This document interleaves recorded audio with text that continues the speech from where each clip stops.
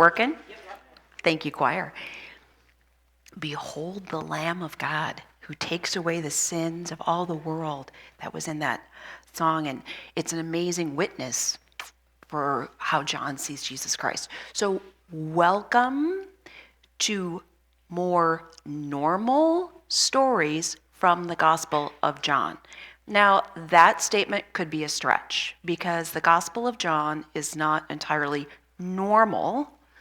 We have Matthew, Mark, and Luke, the synoptics who see alike, and those stories are kind of following a pattern. And the Gospel of John is this eagle, this cosmic eagle, who flies over the story of Jesus and explains it in a slightly different way. So we've already experienced John, the Gospel of John. Don't get confused. There's the Gospel of John, the writer of John, and there's the John the Baptist. We'll talk about that another time. But so far, the Gospel of John has borne witness to who Jesus is by saying he's a word, Jesus is light, Jesus is a stranger that people don't recognize, Jesus is a homemaker who makes a home among us. The Word becomes flesh and full of glory and truth. So that's the opening to John. Today we get to more kind of ordinary stories and not this kind of cosmic John. So the first story is about John the Baptist. Familiar grounds. I think we talk about John the Baptist every single January, whether we're in Matthew, Mark, Luke, or John. So that's familiar grounds.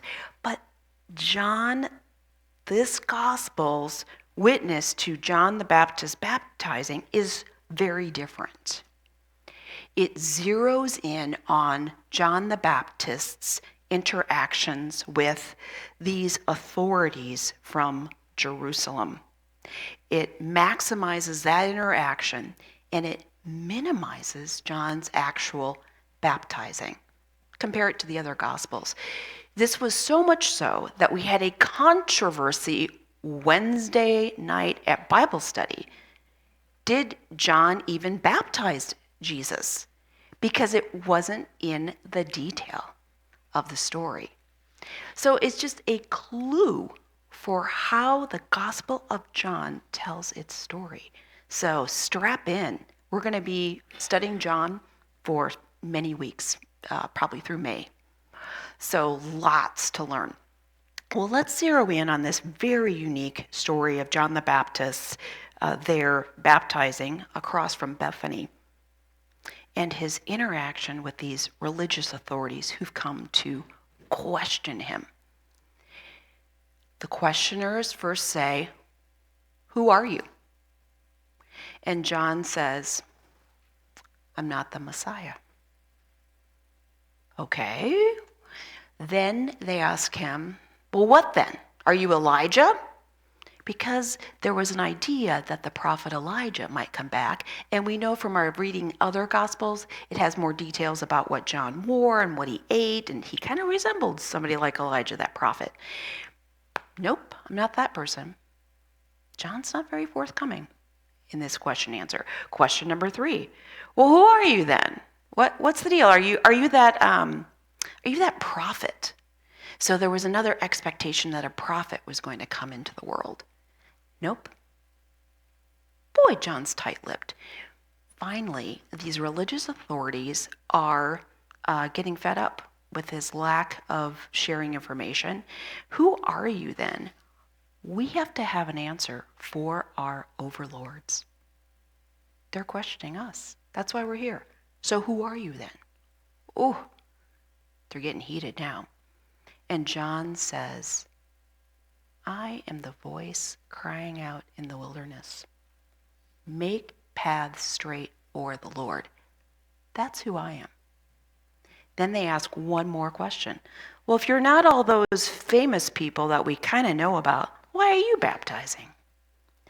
And then John says, maybe you're not asking the right question. Why, it kind of implies that. I'm baptizing with water, but you're totally missing the point. Among you stands one you don't even recognize. And that provoked quite a conversation with Bible studies too. It was like, Jesus standing there? And then we thought about, is Jesus standing among us? We never recognize him? Whole other topic.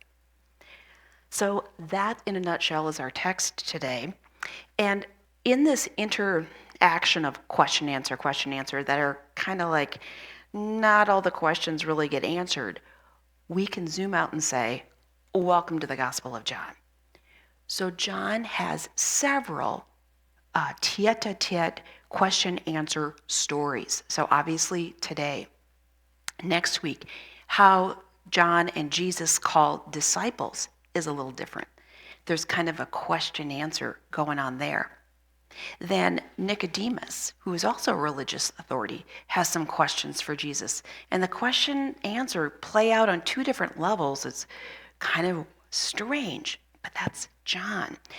Woman at the well, chapter 4. There's some question answers and what's going on there? And then later on when he talks about being the bread of life in chapter 6. So there's all these back and forths in John that seem kind of like non sequiturs. Like a question is posed and the answer doesn't seem directly to answer the question. That's John. John is a little bit cryptic. So why does John operate that way? So then we zoom out a little more and say, what was going on in the Gospel of John's times? What can we say that gives us insight for understanding this particular witness to Jesus Christ? So the Gospel of John was the gospel that was written the latest, maybe year 90. The Gospel of John seems associated with are you ready? I haven't used this word in 4 years with you. Johannine community, spelled like Johannine, but it is a fancy scholarly word, the Johannine. My brother was called Johann growing up instead of John, just because of our German heritage, just kind of, as a nickname. Johann, John. So it's in biblical studies, Germans had a lot to do with how we study things. So anyway, Johannine. There's this idea of a Johannine community that is the Gospel of John, these letters of John called 1, 2, 3, and even the book of Revelation are part of this Johannine community that produced literature about Jesus. And this community had its own witness to how they experienced Jesus Christ and the Spirit. So that influence is seen in how the Gospel of John plays out. We might also deduce by the words in John and by looking at history also that John's community was a little bit more persecuted than the witness of Matthew, Mark, and Luke. Although there was persecution and strife and danger in those Gospels too. You might say, though, that the Gospel of John perhaps is the most, to use a modern term, trauma-informed. The Gospel of John seems to be written by a person or community that has experienced terrible trauma and danger and yet has come out on the other side of it. And so John has tactics for us, for all who have lived in danger. And not just danger. What can happen in times of danger is that there is a parallel peril called distortion. There is danger, and then there is distortion and misinformation.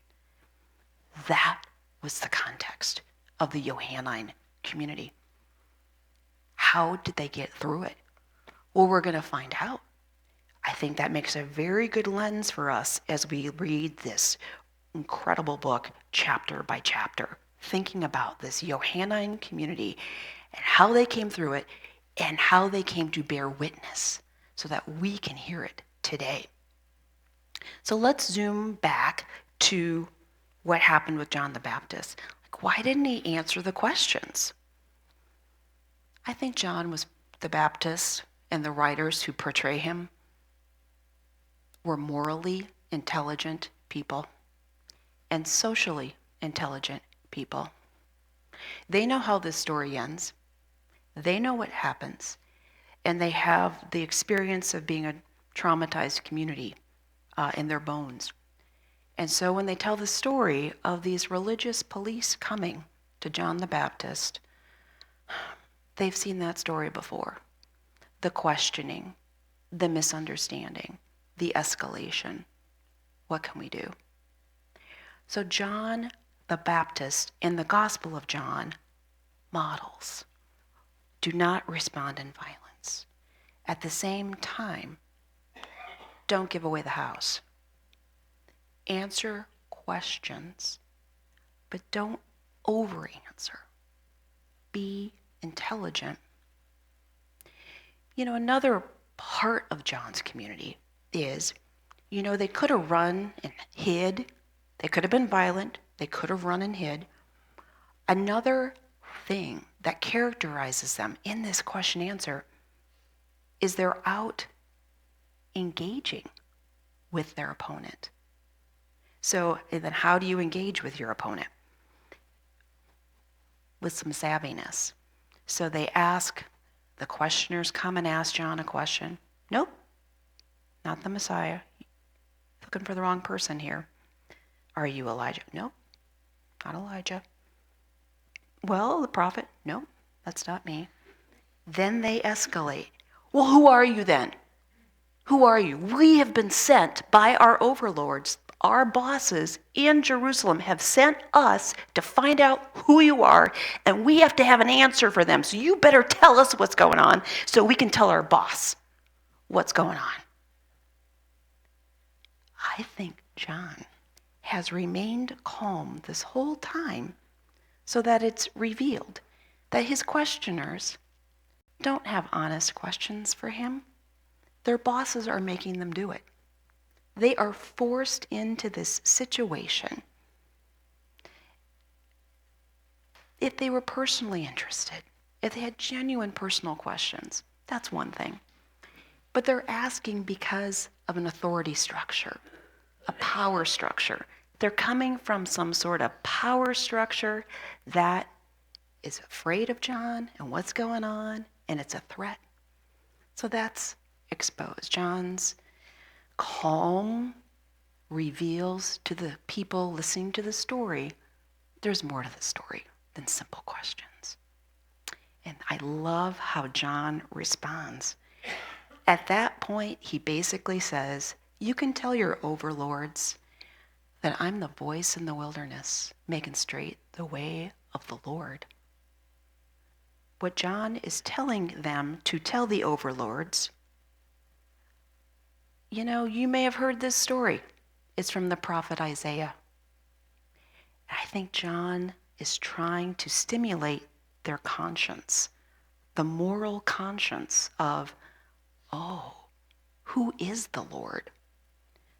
The Lord of the Old Testament is a Lord who speaks in the wilderness, a Lord that speaks in crazy, dangerous times and uses voices to bear witness to the way of the Lord. So I think John is sending a signal at many levels. I love that. Then John, what was the last question? They say to him, why are you baptizing? And then he's kind of like, you're missing the point, Someone's standing among you that you don't even recognize. So John's tactics in danger and distortion are things for us to think about. If we're in a dangerous situation, there can be distortion that follows. What is our tactic? John's gospel uses bearing witness and testimony an awful lot. We need people to say what happened. This whole pericope, this whole story begins with it saying, this is the witness, this is the testimony of John. Ooh, that word testimony, testify, got me looking in the Bible and looking up in English in the NRSV translation. How often does the word testimony, testify come up? Interesting. Do I have that? Testimony, testify. So let's throw a random gospel out there. Mark, 8 times. Acts, we just finished a big study of Acts. They did a lot of testifying in Acts, didn't they? Big book of the Bible, 20. Gospel of John, 43 times. That's how you bear witness in a dangerous time when there's distortion about these Jesus followers. They're the problem. They're the problem. Look at them. What are they doing? We better persecute them. John's counsel is bear testimony of what is going on. What do you see? You can trust your experience with your eyes and your ears. That is the truth. And repeat it over and over again, especially when you're in a distortion field, when the truth is not among you. So John, that's part of, stay calm, say what you saw, is what John is saying. Another powerful tip that John has when you're in a dangerous time or a time of secondary peril of distortion, misinformation about what's going on. John does not escalate. John, we will see this over and over. The whole gospel even ends, do you love me? The word love. This gospel, that is how it bears witness and testimony in difficult times. Do I have that little chart in there? Did I forget to put it in there? Do I have a love chart? Maybe it didn't end up there.